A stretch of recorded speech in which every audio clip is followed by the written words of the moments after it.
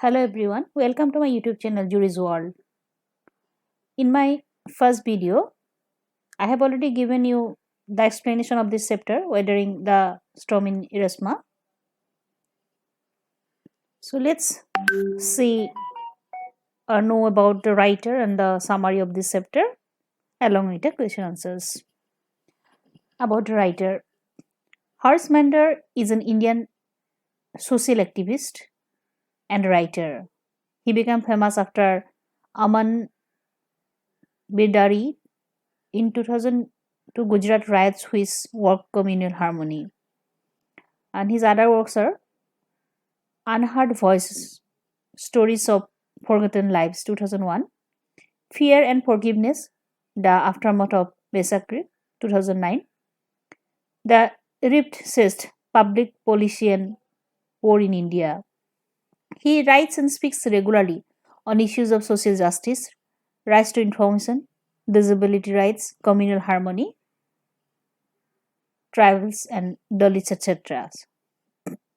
Summary: Weathering the storm in Erasmus is a real experience while a super cyclone hit Orissa in October 1999. This disaster killed thousands of people and devastated hundreds of villages. But amidst this devastating cyclone, there were people like Prasant who fought with this courageously and helped people to get rid of that mental and physical trauma and help to lead a normal life.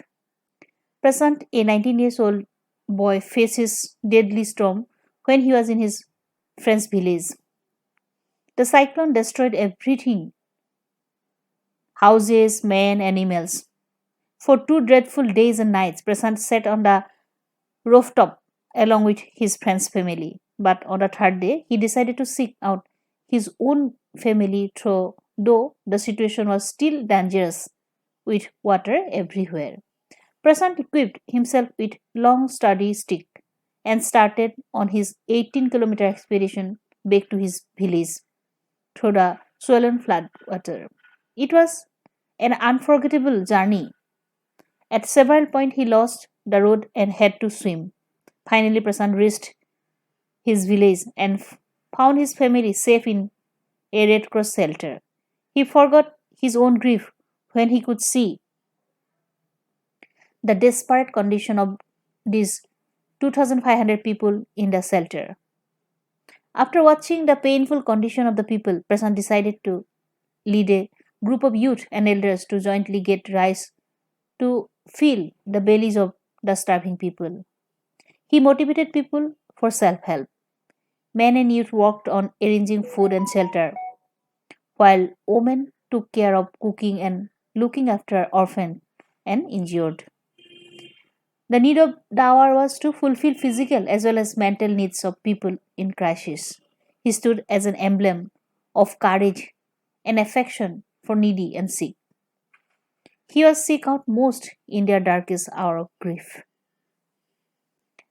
There's some textual question and answer. Let's see. What havoc has the super cyclone worked in the life of the people of Orissa? The super cyclone devastated everything in Orissa. It devastated hundreds of villages, killed thousands of peoples. The heavy and continuous rain destroyed the houses, uprooted many ancient trees, and also people and houses were washed away. There were only animal carcasses and human corpses floated in every direction. The natural calamity not only damaged physically but also damaged mentally the people of on a large scale. People became homeless and many children became orphans. Women became widows. The destruction continued for 36 hours. After the destruction, only a few fractured cement houses stood in a few places. The people lost all their hopes in life. Question 2. How has Prasant, a teenager, been able to help the people of his village? When the devastating cyclone occurred in Orissa, Prasant was away from his home. When he came to his village after 2 days, he found deplorable conditions all around him. So he decided to help them and took initiative to rehabilitate people. He came up as a leader and motivated people for self-help. He also organized a group of youth and elders to jointly get rice to fill the bellies of the starving people. He also formed a group of volunteers to clean up the camps and heal the sick. He put up a polythene seat for a large number of orphaned children, and some grief stricken women were mobilized by him to look after them. He served as a ray of hope for them. In this way, in spite of being a teenager, he was able to help the people of his village. How was the people of the community help one another? What role do the women of Kalikuda play during these days? The people of the community help one another during these hard days, and the people of the community joined hands together and started relief work. Those were the most darker days of their lives. Men and youths worked on arranging for food and shelter, while the women of Kalikuda took care of cooking and looked after orphaned and injured persons. Question 4. Why do Prasant and other volunteers resist the plan to set up institutions for orphans and widows?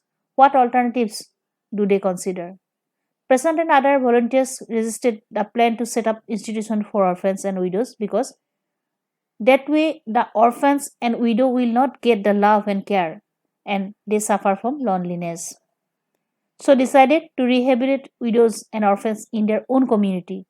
So the new foster families were made up of children, childless widows, and children without adult care.